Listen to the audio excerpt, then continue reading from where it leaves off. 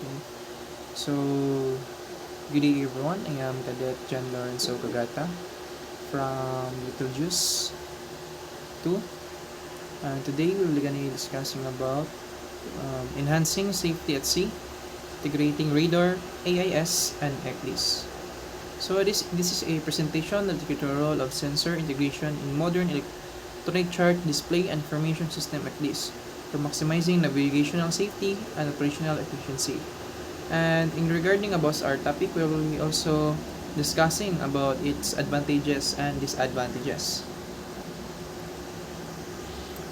So, introduction. The pillars of modern navigation safety. First, we have the ECDIS, the primary visual interface for charts and navigation planning. Second, the radar, detecting objects, measuring range, and assisting in collision avoidance. Third is AIS, automatic transmission and reception of vessel identity and status data. And lastly is the interfaces, connecting various systems, GPS, gyrocompass, EcoSander for comprehensive data. So, effective navigation relies on the seamless integration of these core systems, providing the watchkeeper with a complete, verified picture of the maritime environment. So next is ECDIS, the foundation of the digital navigation. Key functions: route planning and monitoring, display real-time ships position and movement, safety contour and anti-grounding warnings, central hub for display of external sensor data. ECDIS transforms passive charts into dynamic, interactive navigational tools, and essential for safety and rapid decision making. Next is radar, essential for collision avoidance and situational awareness. First, we have the target detection, detecting non-AIS equipped vessels, small crafts, land masses, and meteorological phenomena. Radar overlay, displaying real-time radar echoes, directing onto ECDIS charts, verifying the charts and data vessels position. Lastly is the range and bearing, providing accurate range and bearing measurements for plotting and calculating closest point of approach or CPA. So here is the AIS, real-time vessel identification and tracking. Identification provides vessel name, call sign, dimensions, and navigation status. Tracking data transmits accurate position, course over ground COG, speed over ground SOG, and rate of torque. Predictive movement enables ECDIS to display the projected track of AIS targets, facilitating collision risk management. Lastly is the overlay integration. AIS targets are graphically displayed on ECDIS, often using unique symbols to distinguish them from ARPA or radar targets. We have the interface equipment, bridging the gaps in navigational data.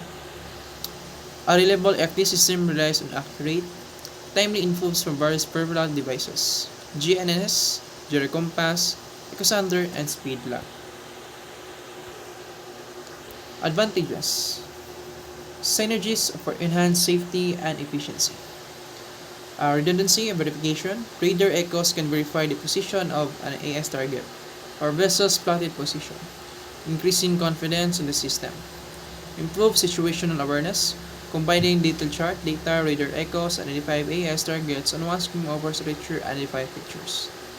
Lastly is the reduced workload. Automation of data processing and display, such as automatic target data tracking and proximity alerts, streamlines watchkeeping tasks. So here are also the disadvantages. A while ago, we are talking about its advantages. And now, we will gonna be discussing the opposite side, which is the disadvantages. Disadvantages and limitations, addressing the challenges.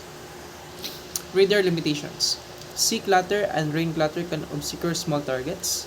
Limited range of detection for small and non-reflective targets. Requires manual tuning, interpretation by the operator. False echoes or poor tracking if targets pass through clutter. AIS limitation. AIS data relies on VHF radio, which has limited range or line of sight. AIS is only mandatory for certain vessel sizes, small craft may not transmit. Data integrity risk. Information can be manually manipulated by the crew. AIS can suffer from serial overloading in high traffic areas. So here is the best practices for effective navigation.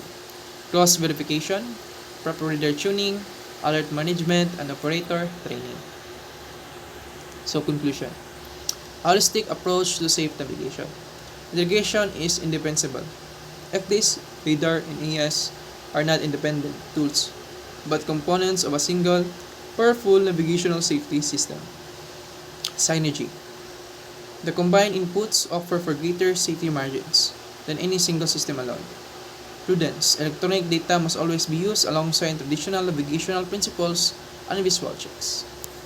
As lastly is the safety. Effective integration is crucial to meet modern regulatory standards and ensure the highlights identification. So that's all for this one. Thank you.